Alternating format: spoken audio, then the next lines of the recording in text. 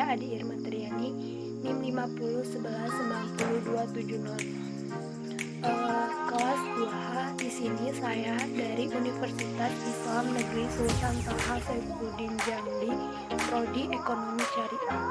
Di sini saya ingin menjawab pertanyaan UAS pengantar manajemen dari Bapak Z Haryanto SHMH. Pertanyaan yang pertama yaitu dalam ilmu manajemen terdapat 4 tahapan dasar planning atau perencanaan.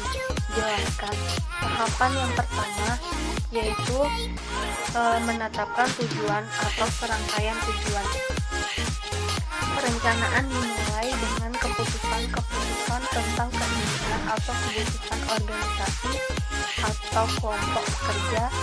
Tanpa rumusan tujuan yang jelas, organisasi akan menggunakan sumber daya secara tidak efektif.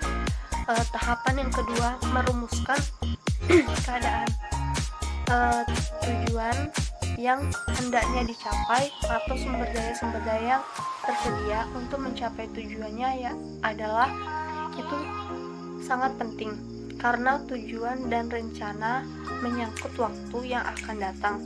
Hanya setelah keadaan perusahaan saat ini dianalisa, rencana dapat dirumuskan untuk menggambarkan rencana kegiatan lebih lanjut. Tahapan yang ketiga yaitu mengidentifikasi segala kemudahan dan hambatan, segala kekuatan dan kelemahan serta kemudahan dan hambatan perlu diidentifikasi untuk mengukur kemampuan organisasi dalam mencapai tujuan. Oleh karena itu, perlu diketahui faktor-faktor lingkungan intern dan ekstern. Tahapan yang keempat, menghambat rencana atau serangkaian kegiatan untuk mencapai tujuan. Tahapan yang terakhir ini dalam proses perencanaan meliputi pengembangan berbagai alternatif dalam proses pencapaian tujuan, penilaian alternatif tersebut, dan pemilihan alternatif terbaik, di antaranya berbagai alternatif yang ada. Selanjutnya pertanyaan yang kedua, ada beberapa teori tentang motivasi. Jelaskan. Beberapa teori motivasi yang sering digunakan. Yang pertama, teori hierarki Maslow. Teori hierarki ini ditemukan oleh seorang psikolog yang bernama Abraham Maslow pada tahun 1943. Teori ini mengemukakan 5 kebutuhan hidup manusia berdasarkan hierarkinya yang mulai dari kebutuhan yang mendasar sehingga kebutuhan yang lebih tinggi. Hierarki ini memiliki kebutuhan. Yang pertama, kebutuhan fisiologis, yaitu kebutuhan terhadap makanan, minuman, air, udara, pakaian, tempat tinggal, dan kebutuhan untuk bertahan hidup. Kebutuhan fisiologis ini merupakan kebutuhan yang paling mendasar. Yang kedua, kebutuhan keamanan, yaitu kebutuhan akan rasa aman dari kekerasan baik fisik maupun psikis, seperti lingkungan yang aman, bebas polusi, perlindungan keselamatan dan kesehatan kerja, serta bebas dari ancaman. Dan yang ketiga, kebutuhan sosial, yaitu kebutuhan untuk dicintai dan mencintai. Manusia merupakan makhluk sosial. Setiap orang yang hidup di dunia memerlukan keluarga dan teman. Yang keempat, kebutuhan penghargaan. Maslow mengemukakan bahwa setelah memenuhi kebutuhan fisiologis, keamanan dan sosial, orang tersebut berharap diakui oleh orang lain, memiliki reputasi dan kepercayaan diri, serta dihargai oleh setiap orang. Yang kelima, kebutuhan aktualisasi diri. Kebutuhan ini merupakan kebutuhan tertinggi menurut Maslow. Kebutuhan aktualisasi diri adalah kebutuhan atau keinginan seorang untuk memenuhi ambisi pribadinya. Teori yang kedua, E.R.G. Alderfer. Teori ini pada tahun 1969 Slayton Alderfer mempublikasikan artikel tentang kebutuhan manusia yang berjudul An Empirical Test of a New Theory of Human Needs. Teori tersebut merupakan teori alternatif terhadap teori hierarki Maslow. Teori ini mengemukakan 3 kebutuhan manusia. Yang pertama, kebutuhan eksistensi, yaitu kebutuhan akan memenuhkan faktor fisiologis dan materialistis, termasuk kebutuhan akan rasa aman.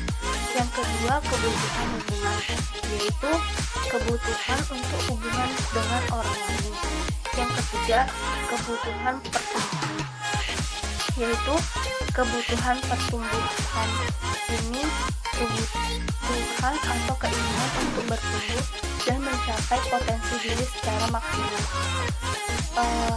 Teori yang ketiga yaitu kebutuhan MC Cleland, seorang psikolog Amerika Serikat yang bernama David MC Cleland mengemukakan hubungan antara kebutuhan pencapaian, afiliasi, dan kepuasan. Pada akhir tahun 1940-an, teori kebutuhan MC Cleland ini ada 3. Yang pertama, kebutuhan akan pencapaian.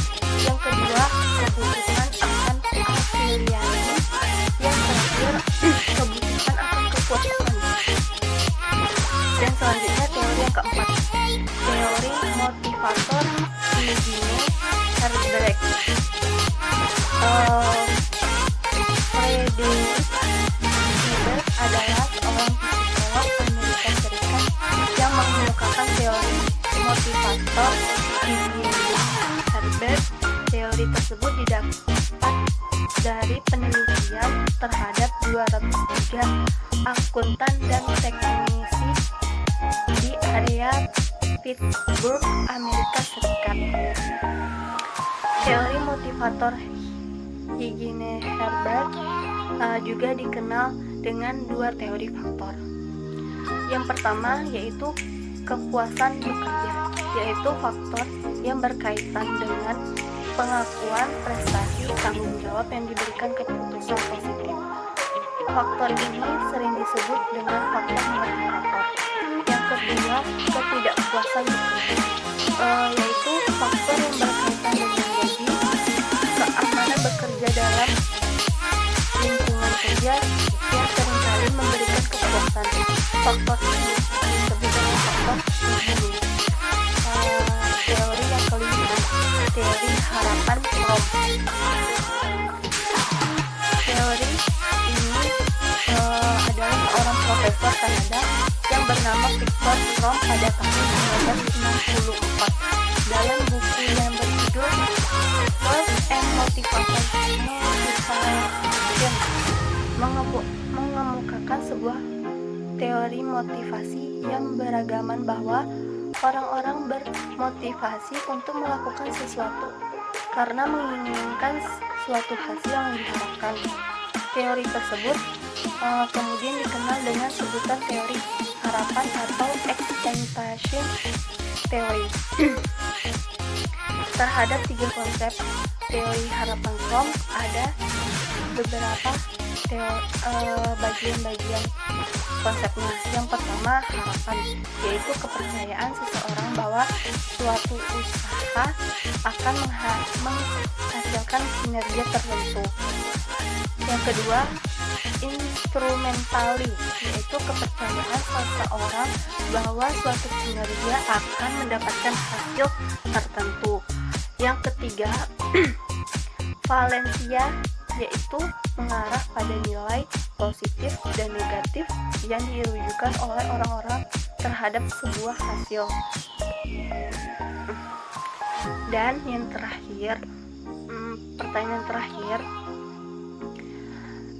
salah satu sektor yang terpuruk pada masa pandemi COVID-19 ini adalah ekonomi, yang menyebabkan tidak sedikitnya perusahaan yang goyah, bahkan harus gulung tikar atau menutup usahanya. Andaikan saudara seorang pemimpin atau leader manager pada suatu perusahaan yang akan mengalami krisis, motivasi apa yang bisa saudara berikan dan sampaikan kepada seluruh karyawan atau pegawai yang secara struktur organisasi berasal di bawah kendali saudara dalam rangka mempertahankan eksistensi atau keberadaan. Jelaskan dan ilustrasikan motivasi yang dimaksud. Jadi jika saya seorang pemimpin, motivasi apa yang saya berikan dalam suatu perusahaan yang mengalami krisis. Jadi langkah yang pertama itu saya akan memberikan motivasi seluruh karyawan atau pegawai saya agar tetap bersemangat dan selalu optimis dalam bekerja. Dan jangan lupa menjaga kebersihan dan kesehatan, karena kesehatan itu lebih penting untuk menghindari COVID-19 ini. Dan jangan lupa selalu mencuci tangan, memakai masker di luar rumah, dan hindari dulu berkumpulnya banyak orang. Terus yang kedua, saya akan melakukan cara mempromosikan bisnis saya melalui media sosial atau media digital sekarang ini, agar di dalam bisnis perusahaan saya akan berjalan, agar tetap berjalan walaupun masih di masa wabah COVID-19 ini. Dan saya tidak akan memecat pegawai atau karyawan saya, karena saya ingin menghindari tingkatnya PHK dan pengangguran yang sangat meluas. Itulah jawaban dari saya. Kurang lebihnya saya mohon maaf. Saya akhiri. Wassalamualaikum warahmatullahi wabarakatuh.